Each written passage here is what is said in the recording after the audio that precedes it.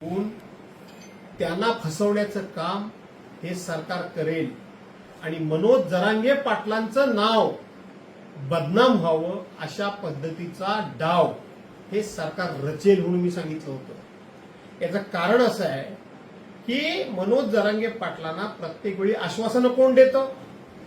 कधी एकनाथराव शिंदे देतात, कधी आता सध्या फार मोठे झालेले आमचे नेते उदय सामंत देतात, कधी बावनकुळे देतात, कधी ते सातारला मार खाल्लेले कोणते शंभूराज देसाई देतात, आपल्याच पोलिसांकडनं शंभूराज देसाई देतात। मग आता नवीन एक चेहरा पुढे काढलाय, प्रसाद लाड त्यांना त्या ठिकाणी आता शब्द देतात। ह्या सगळ्या आंदोलनाच्या पाठीमागे मी स्पष्टपणे सांगतो, देवेंद्र फडणवीस यांनी कधीतरी मनोज जरांगे पाटलांची भेट घेतली का? कधीतरी सगळ्या पक्षाचे सगळे नेते गेले, पण देवेंद्र फडणवीस कधीतरी गेले का? नाही गेले ना। भर सभागृहामध्ये मी सांगितलंय, भर सभागृहामध्ये की यांनी किती जणांनी कुठलीही आश्वासनं दिली तर जोपर्यंत देवेंद्र फडणवीसांना मराठा समाजाला आरक्षण देण्याची त्यांची तयारी नाही किंवा त्यांची मानसिकता नाही, तोपर्यंत फक्त आणि फक्त काही लोकांच्या तोंडून आश्वासनं देण्याचं काम करवलं जाईल, परंतु प्रत्यक्षपणे मराठा समाजाच्या पदरामध्ये काहीही पडणार नाही। हे मी तेव्हाही सांगितलं होतं, सभागृहामध्ये माझी मी भूमिका तेव्हाही मांडली होती। आजही प्रत्येक समाजाच्या आंदोलनाला देवेंद्र फडणवीस गेलेले आहेत, फक्त मराठा समाजाच्या आंदोलनाला देवेंद्र फडणवीस गेलेले नाही। मनोज जरांगे पाटील यांच्या उपोषणाच्या दरम्यान गोळीबार झाला, 2 वर्षाच्या पोरांचे हातपाय तोडले गेले। का गोळीबार झाला? कुणी आदेश दिला? तोपर्यंत मनोज जरांगे पाटील आणि त्यांचं आंदोलन हे संपूर्ण महाराष्ट्रामध्ये कधी पुढे आलं होतं का? मग तो गोळीबार करणारा अधिकारी, हाच अधिकारी त्यांचे मंत्री शंभूराज देसाई आणि ते मकरंद पाटील यांना मारण्यामध्ये हाच अधिकारी होता। त्याला प्रमोशन दिलं गेलं, त्याला पूर्णपणे पाठीशी घातलं गेलं, लक्षात आलं तुमच्या? त्यामुळे जोपर्यंत देवेंद्र फडणवीसांची भूमिका स्पष्ट नाही तोपर्यंत मराठा समाजाची ही अशाच पद्धतीची वातात वाणवा आणि त्यांचा सातत्यानं शब्द देऊन फसवण्याचा उपमर्द केला जाईल। हे मी तर आज म्हणतोच, काल परवा पण म्हटलोय, पण तुम्ही जरा युट्यूबवर जा आणि आज एक देवेंद्र फडणवीसांच्या सरकारमध्ये कॅबिनेट मंत्री असलेले मंत्री त्यांचं भाषण काढून बघा। या देवेंद्र फडणवीसांच्या जाती म्हणजे नावामध्ये फळ आहे, ते फसवणारच। ते हाफ पॅन्ट घालतात, ते आपल्याला मराठ्यांना आरक्षण देतील का? ते फडणवीस आहेत म्हणजे त्यांच्या जातीचा उल्लेख करून त्यांच्या कॅबिनेटमधल्या मंत्र्यांनी भाषण केलेलं आहे, ते आपल्याला मराठ्यांना देतीलच का? आणि त्यांच्यावर काय काय त्यांनी आरोप केलेले आहेत ते एकदा जाऊन बघा आणि ऐका। म्हणजे आम्ही म्हणतो म्हणून नाही, तर त्यांच्या बरोबर काम करणाऱ्या मंत्र्यांना सुद्धा देवेंद्र फडणवीस मराठ्यांच्या पदरामध्ये काय टाकतील याचा काडीचा विश्वास नाही। याच्यावर खरं तर खुलाशावर बोललं पाहिजे। सातत्यानं त्यांचे काही जे चेले चपाटे आहेत ना, ते जेवढं महायुतीनं दिलं तेवढं कुणीही दिलं नाही म्हणून सांगतात, पण काय दिलं त्याचा कधी उल्लेख करतात काय? आम्ही आरक्षण आणलं म्हणून सांगतात। अरे 2013-14ला सरकार काय तुमचं होतं महाराष्ट्रामध्ये?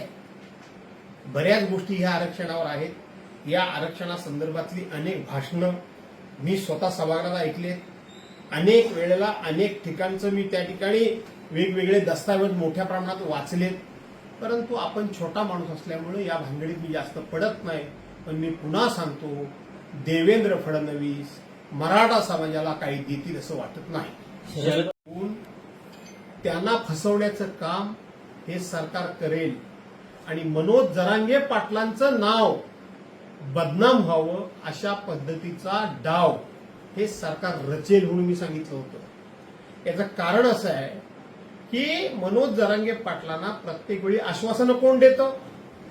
कधी एकनाथराव शिंदे देतात, कधी आता सध्या फार मोठे झालेले आमचे नेते उदय सामंत देतात, कधी बावनकुळे देतात, कधी ते सातारला मार खाल्लेले कोणते शंभूराज देसाई देतात, आपल्याच पोलिसांकडनं शंभूराज देसाई देतात.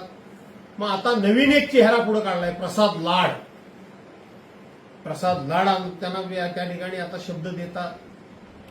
ह्या सगळ्या आंदोलनाच्या पाठीमागे मी स्पष्टपणे सांगतो, देवेंद्र फडणवीस यांनी कधीतरी मनोज जरांगे पाटलांची भेट घेतली का? कधीतरी सगळ्या पक्षाचे सगळे नेते गेले, पण देवेंद्र फडणवीस कधीतरी गेले का? नाही गेले ना.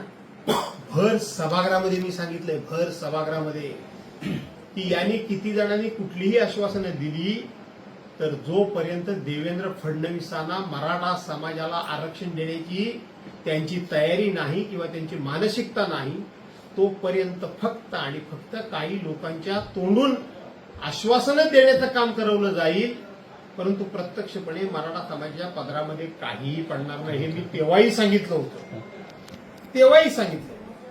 सभागृहामध्ये माझी मी भूमिका तेव्हाही मांडली होती.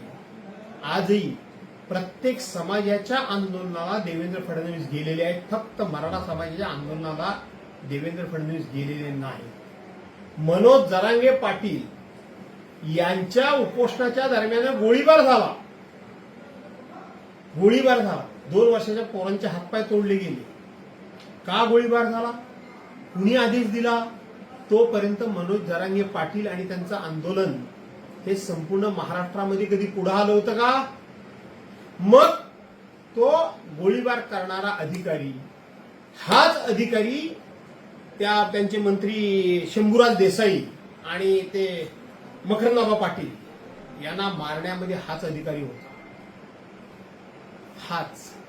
त्याला प्रमोशन दिलं गेलं, त्याला पूर्णपणे पाठीशी घातलं गेलं. लक्षात आलं तुमच्या?